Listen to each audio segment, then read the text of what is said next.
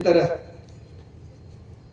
भजनी मंडळाच्या वतीने आमचे अत्यंत जुने संबंध, माझ्यावर नितांत प्रेम असणारे आमचे बाळासाहेब शिंदे, त्यांनी मला आग्रह केला की नाना कधीच तुम्ही आमच्या गावाला टाळाटाळी का करतात. म्हटलं असं काही टाळाटाळी नाहीये. मग या वर्षी एक सेवा थोडीशी प्रवासाचीही झाली, पण सेवा बसली.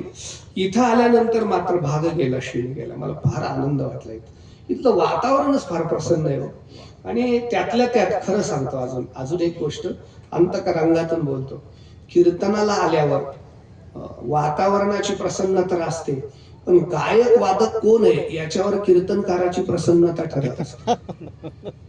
ही सगळी आमची जुनी संमित्र आहेत. महाराज भास्कर महाराज पखवाजातले महामेरू येते, त्या काळातलं येते. आणि मला कितीतरी कीर्तन मुंबईला त्यांनी नेलं असेल, या भागात फिरवलं असेल.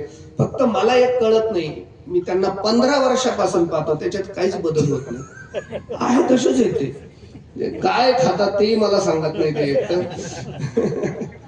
हा, ते म्हणतात मी रनिंग करतो, व्यायाम करतो. छान चेहऱ्याची प्रसन्नता बघा ना. हा, असो.